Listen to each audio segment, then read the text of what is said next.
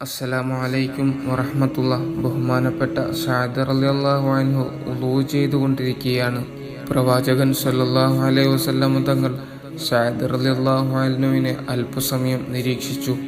ശേഷം അവിടുന്ന് പറഞ്ഞു, "ഓ സഅദേ, നീ ഒലിച്ചുകൊണ്ടിരിക്കുന്ന പുഴയിൽ നിന്നാണ് വുളൂ ചെയ്യുന്നതെങ്കിലും നീ വെള്ളം അമിതമായി ഉപയോഗിക്കരുത്. പരിശുദ്ധ ഖുർആൻ നമ്മെ പഠിപ്പിക്കുന്നു, നിങ്ങൾ തിന്നുകയും കുടിക്കുകയും ചെയ്തു കൊള്ളുക, എന്നാൽ നിങ്ങൾ ധൂർത്ത് ചെയ്യരുത്, ധൂർത്തിലേക്ക് അടുത്തു പോകരുത്. ധൂർത്തടിക്കുന്നവരെ അള്ളാഹു ഇഷ്ടപ്പെടുകയില്ല." പ്രിയരെ, ഒരുപക്ഷെ നമ്മുടെ അടുക്കൽ ഒരുപാട് സമ്പത്തുണ്ടായേക്കാം, ഒരുപാട് പണവും പത്രാസും ഉണ്ടായേക്കാം. പക്ഷേ നാം ഒരിക്കലും അള്ളാഹുവിനെ മറന്നുകൊണ്ട് നമ്മുടെ പണത്തിനെ ചിലവഴിക്കരുത്. നാം നമ്മുടെ ആഘോഷങ്ങളെ ആർഭാടമാക്കരുത്. എല്ലാം പ്രവാചകൻ പഠിപ്പിച്ച, അള്ളാഹു നിർദ്ദേശിച്ച രീതിയിലേക്ക് നാം രൂപകൽപ്പന ചെയ്യുക, രൂപമാറ്റം ചെയ്യുക. നമ്മുടെ എല്ലാ വിഷയങ്ങളിലും നാം മിതത്വം പാലിക്കുക, മിതത്വത്തെ കാത്തു സൂക്ഷിക്കുക.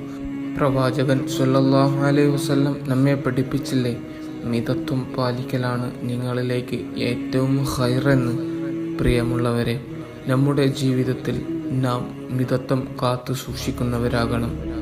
അമിതമായി അനാവശ്യത്തിന് വേണ്ടി നമ്മുടെ പണത്തിനെയോ സമ്പത്തിനെയോ ആരോഗ്യത്തെയോ നാം വിനിയോഗിക്കരുത്.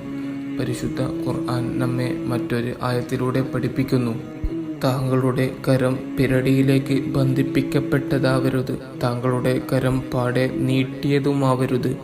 അങ്ങനെ ചെയ്യുന്ന പക്ഷം താങ്കൾ നിന്ദിതനും ഖേദിക്കുന്നവനുമായി തീരും. ഈ ആയത്തിൻ്റെ ചുരുക്കസാരം, നിങ്ങൾ പിശുക്കനാകരുത്, അതേപോലെ തന്നെ നിങ്ങൾ അമിതമായി വിനിയോഗിക്കുന്നവനുമാകരുത്. നിങ്ങൾ മിതത്വം പാലിക്കുന്നവനാകണം.